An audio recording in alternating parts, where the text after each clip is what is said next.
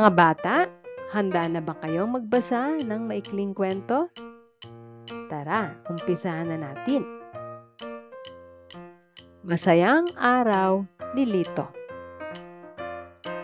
Isang araw, si Lito ay nagpunta sa parke kasama ang kanyang aso na si Bantay. Ulitin natin mga bata. Isang araw, si Lito ay nagpunta sa parke kasama ang kanyang aso na si Bantay.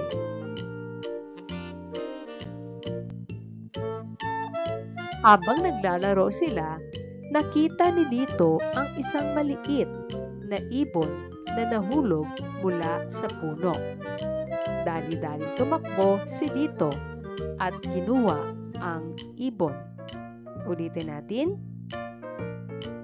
Habang naglalaro sila, nakita ni Lito ang isang maliit na ibon na nahulog mula sa puno. Dali-daling tumakbo si Lito at kinuha ang ibon.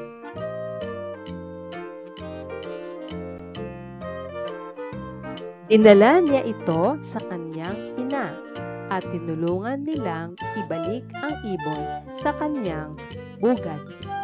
Ulitin natin mga bata. Dinala niya ito sa kanyang ina at tinulungan nilang ibalik ang ibon sa kanyang bugad.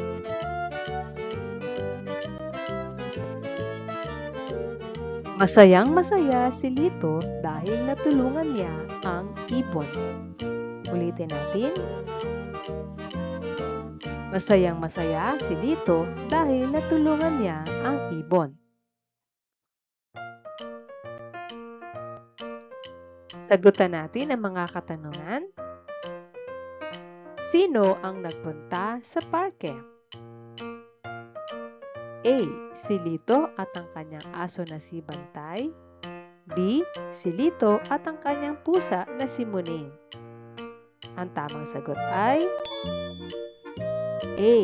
Si Lito at ang kanyang aso na si Bantay ang nagpunta sa parke. Magaling, mayroon kang isang star.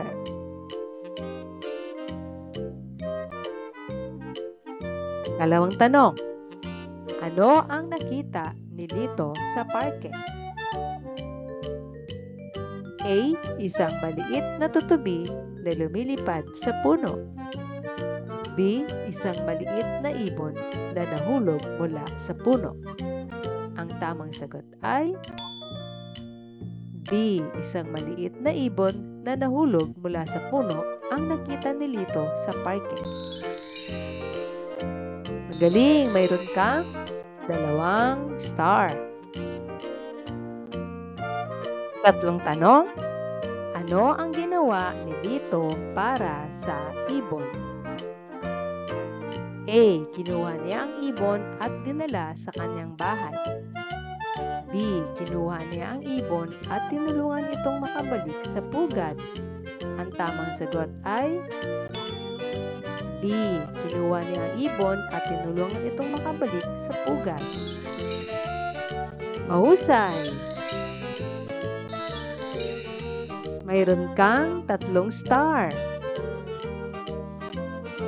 Magaling!